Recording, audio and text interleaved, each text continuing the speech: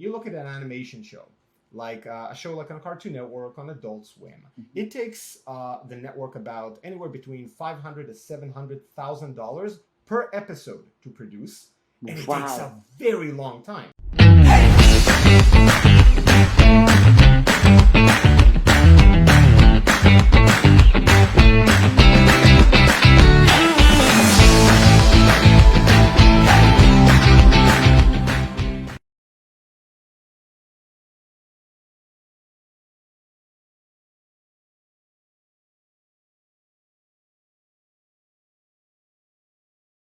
Amit, Tishler, thank you so much for joining me on 20 Minute Leaders.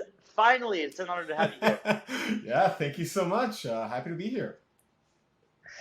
Animations, graphic design, technology, startups, gaming. We have so much to talk about because I know nothing about the fascinating work that you're doing. Amit, first of all, who are you? Because you're not just the typical entrepreneur, are you? Probably not. The question, who are you? I'm like, man, that is a big one. Am I really the one to define that? It's philosophical. Well, okay. Let me try and summarize the weird history of my life, I suppose, or my career. Please. So I actually started, I think, like you said, I'm not exactly the boilerplate entrepreneur in terms of my story and my career progression. I started off from 2D animation. So I studied hand-drawn animation. We're talking light tables, pencils. That was the first medium I've ever practiced in. And I studied in Israel. I'm originally from Tel Aviv. I guess in that regard, I am kind of like fitting within the entrepreneur box. Like, I'm from Tel Aviv. That's a good start. But yeah, I studied 2D animation, and in my first few years, I've worked in Israel, just like in the industry, essentially gaining experience in the field itself. I was always, where the spirit of entrepreneurship was always there, is that I did always want to do my own thing. If anything, I think I can safely say that I've been very opinionated about my taste, about how I think things should work, whether on an industry level or even on a granular narrative level.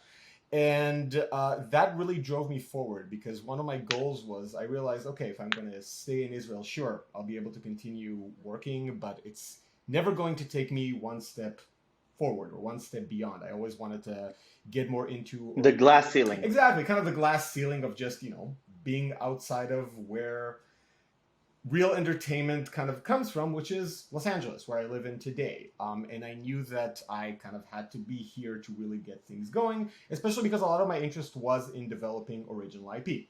Now, another really bizarre thing, or I don't know if it's that bizarre, I'm a big fan of everything I like. Like, I wear it on myself like armor.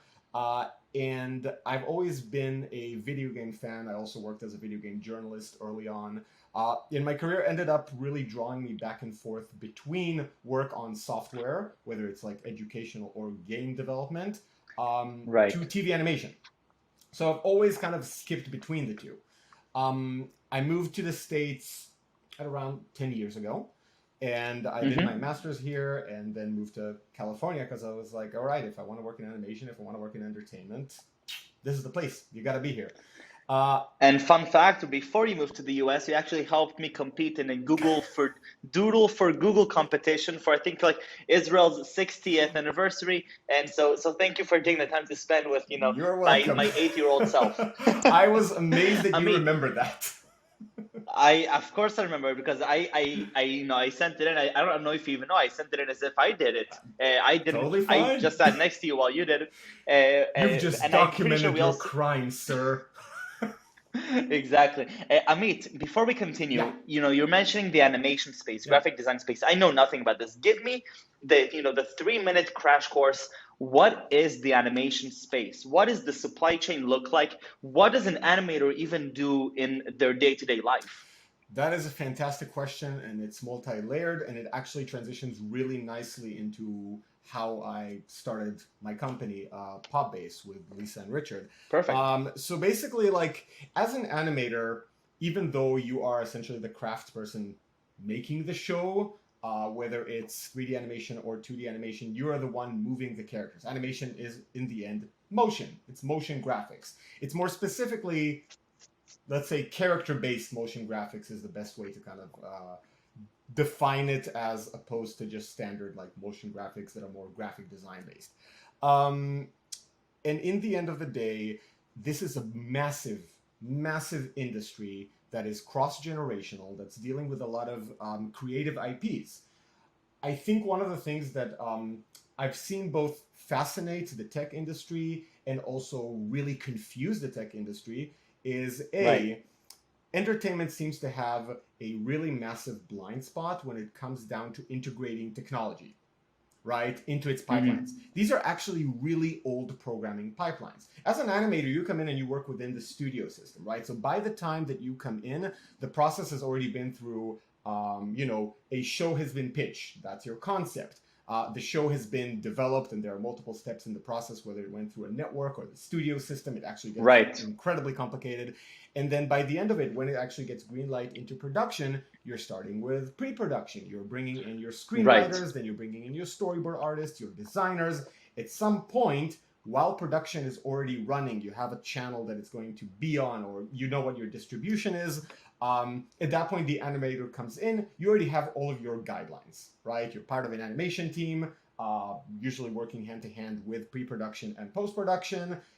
In the end, the show appears on television. That's as simple as that. Right? So animators in many ways are, as creative as they are a cog in the machine, where the top of the hierarchy are always the networks, because they're primarily the distribution channels. But many times, not always, they're also the IP owners. So when you think of cross-generational properties like Star Wars, for example, right? This is an intellectual property. And once again, intellectual property in the world of tech, and I've seen this multiple times when talking to VCs, it means something very different. So they're thinking of technological intellectual property. And when you're talking about intellectual property in Hollywood, very often, or more often than not, you are referring to something like Star Wars, Spider-Man. Like you're talking about narrative-driven intellectual properties. And the amazing thing about those intellectual properties is that they very rarely, if at all, become irrelevant. And that's what I mean by cross-generational. And you can see like Hollywood marketing is very aware of that. So they make sure now we're going to create the Star Wars for the younger generation. Right. And this goes all the way back to even fairy tales, right? Stuff that is currently public domain, because stories or good storytelling is immortal, right? So in many ways, if your intellectual property is a story and it has characters and it's defined by those certain parameters, as long as you own it, it is potentially immortal, and it could be applied to games, to television, to really any form of entertainment. And that's where the licensing business in Hollywood comes from. You're a developer, you don't have your own intellectual property, but you say, hey, you know what? If I had the license for Spider-Man, I can make an amazing Spider-Man game and I can monetize the living hell out of it. Well, if you have enough capital to basically give to, at this point, Disney to license out the IP and they approve it, now you get to monetize on their intellectual property, which means they get part of the revenue, you get part of the revenue. Still a standard licensing model, but once again, the thinking is really all around the narrative, right? And that's interesting. Yeah, that's how they define the intellectual property that's of the highest value in Hollywood. For me, I came from animation to IP development. I started pitching original IPs to networks. I started selling and optioning shows to TV networks and getting in front of that pipeline. And when you're there, you get to see A, what they're looking for, and B, also what they're thinking about in terms of how to immortalize their own brands. Because if you think of a TV network, they can have like a lot of different TV shows, but in the end, they are trying, if they're a good brand, they're trying to define themselves. Like, we are the brand that makes shows of this kind. We're telling these kinds of stories. We have a style. Disney has been teaching everybody how to do that while incorporating other brands underneath its umbrella, right? They are basically the crown jewel of the industry in that regard. Both the crown jewel and the Death Star, right? So you can define it in whichever way you want. But when we looked at that, we realized that one of the weaknesses, and that goes all the way back to Hollywood's weaknesses, like when it comes to integrating new pipelines, or technology Right. pipelines is that everything is really siloed. It is an incredibly siloed industry. Uh, their relationship, their fascination with the industry of like video games, which is one of the fastest growing um, like branches of entertainment currently out there, has been. It kind of goes both ways with the video game industry. Obviously, having interest in Hollywood's big IPs because that's what inspired a lot of video game developers to create what they're doing, but also Hollywood's like fascination with anything that is a little bit more sci-fi. This is interactive. They know that it's the future, but they're also afraid of it because they don't fully understand it and they don't know how to handle it, which was why a lot of big businesses like Universal and Disney even recently said, we're not going to try and develop our own things anymore. We're just going to go into a licensing model. So if you want to make games based on our IPs, just go right ahead. I didn't know all this. This is Yeah. so interesting. So there's, and again, this has been evolving over the years and it's been going back and forth. Like if you think of Disney as an entity, their department of Disney Interactive has shut down and reopened about like 3-4 times in the last 10 to 15 years. That's how Wow. fast this is moving, of how they decide Unbelievable. whatever their new agenda is. But what was very clear to us is that as a society, and I don't think that this is a controversial statement at this point, we have a communication problem, right? Hmm. And it's whether you're trying to educate people, whether you're trying to entertain them, whether you're trying to market to them, or if you're just trying to explain to people that the world isn't flat in the year 2020 for some reason, you essentially have to have 3 key elements in order to really cut through the noise right now. You need to have the long and short form storytelling abilities of essentially Hollywood, of shows of Netflix, of streaming media. You need to have the interactivity of video games because that really enhances Right. knowledge retention. And of course, when you look at the younger generation, this is one of the main forms of communication they consume in multiple different ways. And you also need to have, and this is really key, you need to have the flexibility and the speed of response of social media, right? Yes. A tweet comes out and exposes itself to so many people so much faster than an entity even as powerful as Disney can respond, right? So it's so much easier to get bad information out there and much, much faster than getting good vetted information that is controlled by you to your audience.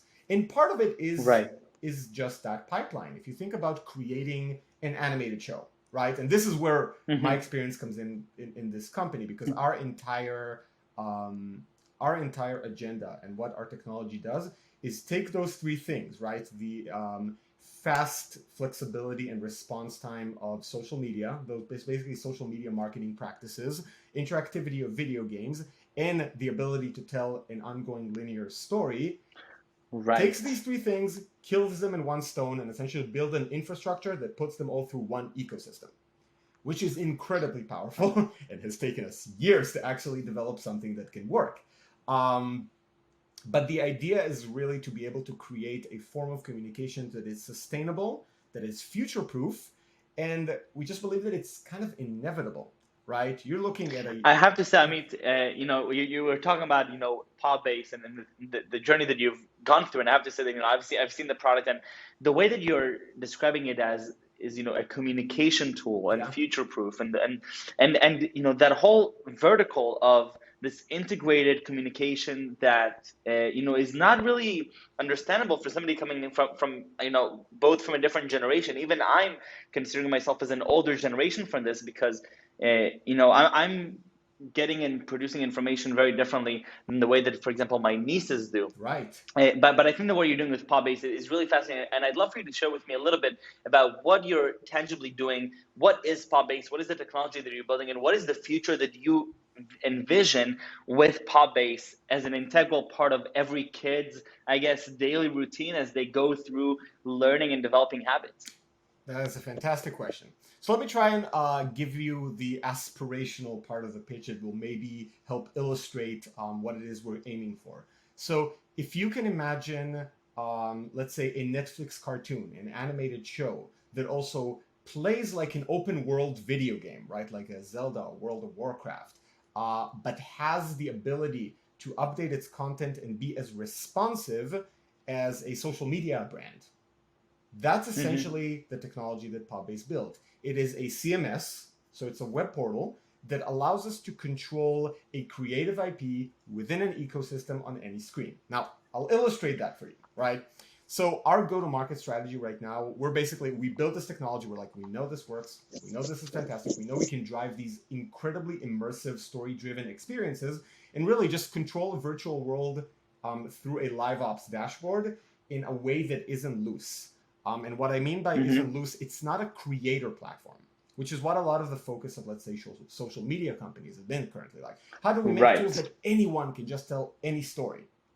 Okay. Right. But that is usually not the tool that a large brand, let's say like Disney, can use in the same extent, right? Sure, they can distribute stuff on YouTube, but now you're on the same playing field as everybody else. It doesn't really immerse you in the world. It doesn't allow you to control the whole thing. You're still relying on a separate ecosystem.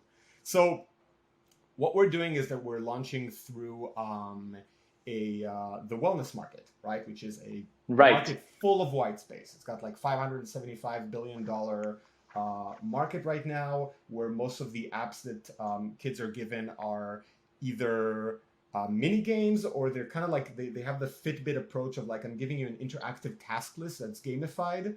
And what is the problem, Amit? What is the problem of the wellness space? Why is there so much money that is being poured in? This is an extraordinary amount of money that any startup would love to say they're in a multi-$100 billion space. I would never imagine that the wellness communication space is that big. What's going on there? Look at where we live right now, the times of COVID. And this is exactly the point of why we're saying we have a communication problem, right?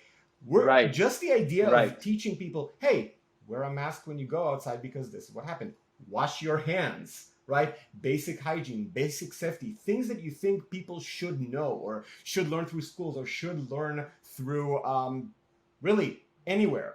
But right now, when somebody if the FDA tweets something, and if the president tweets something, and if a troll tweets something, it's flat. It's the same amount of noise, right? It's really hard for people to suss out what's real and what's not, and they need something trusted. Now, for us, we're saying we're trying to get to a generation that's early. Like, our go-to-market focuses on children that are ages 4 to 6. And part of the idea is, well, this is a generation that's growing watching Netflix, scrubbing on TikTok, playing video games like Fortnite. You can't give them interactive task list apps or give them pamphlets and expect them like, yeah, they're going to retain this information. If the teacher comes in and goes like, wash your hands, kids, they're going to go, yeah, okay. Who cares, right? You can't do that. But we come from entertainment, and we know that one of the most powerful things you could do is it has to come from intrinsic motivation, right? So you have to want to engage with something and learn from it. So many people talk about how, a certain, let's say, movie has made them feel something or gave them the power to apply what they've learned from it. It sounds kind of silly, but it really isn't. These are stories that inspire you. And we want to create an immersive experience that is essentially speaking their language, because it's quick, it's responsive, it's immersive, it feels like you're going into a magical world. You don't know you're there to learn. It's more like Dora the Explorer or Sesame Street. When you as a kid watch Sesame Street, you don't think you're watching something educational. As an adult, you go, oh, okay, the count is teaching me how to, oh, I see. But you don't think of that as a kid because you're too busy being immersed in the world and entertained. We're saying we're creating a virtual world where every feature is something we can control and change on a minute, like on a moment's notice through our dashboard, in order to be able to respond to how people behave with it, in order to actually talk directly to our audience without even knowing who each person is.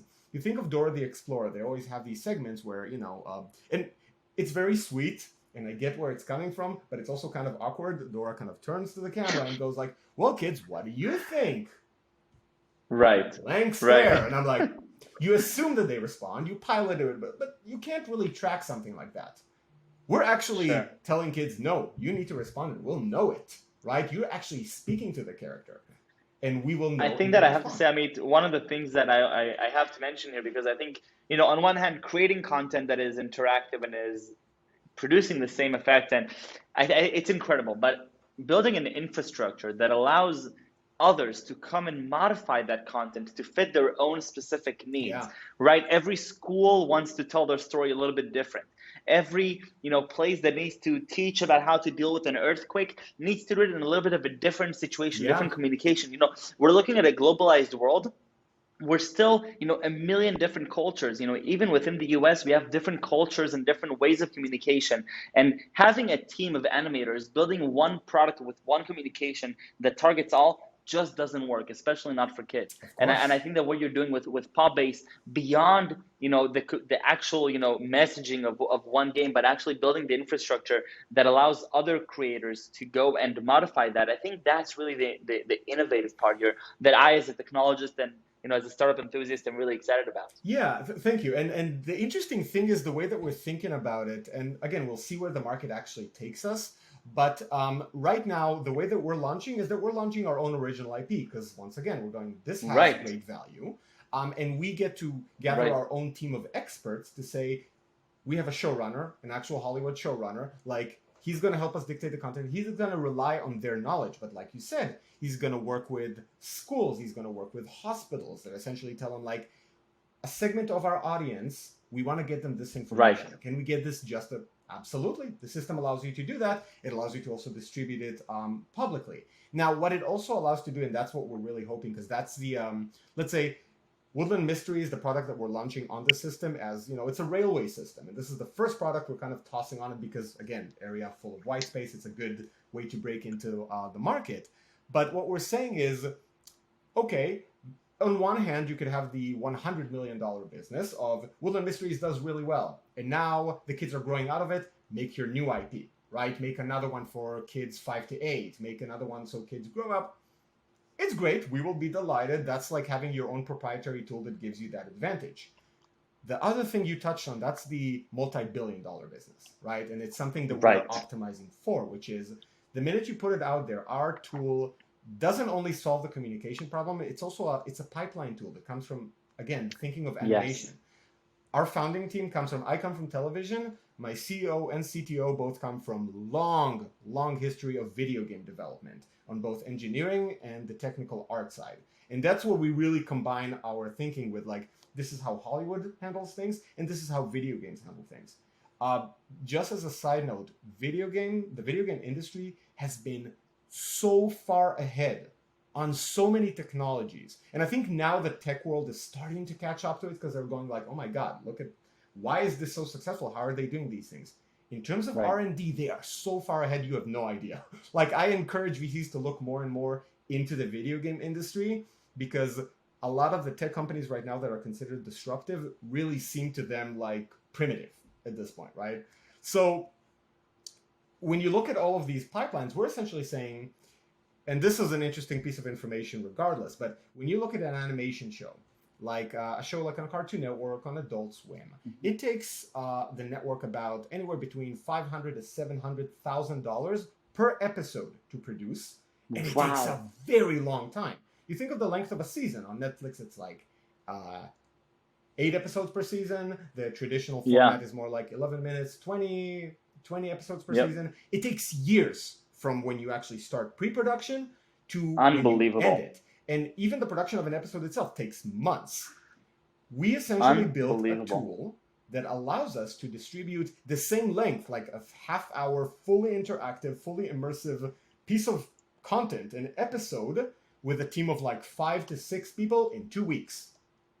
So, Wow. going back to what this model does, if we put it out there and it gets very quickly validated, our hope is, someone like a Disney, like a Cartoon Network, which we have worked with before, looks at this and goes, wait a minute, you've done what? Can I use that? Can I essentially use my own intellectual property to communicate my message? It could be purely entertainment. Amazing. It could be education, but I want to do this. There you go. Here's our API. Here are our developer tools, and here's all the documentation. Now you have the power to do the same thing. And that's what we're really hoping for, and that's what we're optimizing the entire business around. But, it's a journey. Amit, wonderful. And beyond everything, beyond the technology and the animation and the industry, I think that the fact that the fact that what you're working on, really at the end of the day, it's in the wellness space, and the positive impact it's going to have, Yeah. and the butterfly effect that it's going to have is just tremendous. That's what really I'm excited about, from the sidelines. But so really, amazing job, and it's really really Thank you. inspiring to get to know these new industries and these new passions, and watching somebody growing up with a certain passion and following it through, both relocating and moving through different journeys, but now working on PopBase for quite some time now Yeah. and being so passionate about it. Honestly, that's one of the most inspiring things here. Thank you Before so we leave, much. I have to ask you for the most important question, which is 3 words that you would use to describe yourself. Whew. Okay. I would say determined. I would say Yep. direct. I would say loud. And you can interpret that in any way you want. I love all of those. Amit, thank you so much. Thank you Best so of luck much. with PopBase. And I can't wait to see where this thing is going. Thank you. Thank you.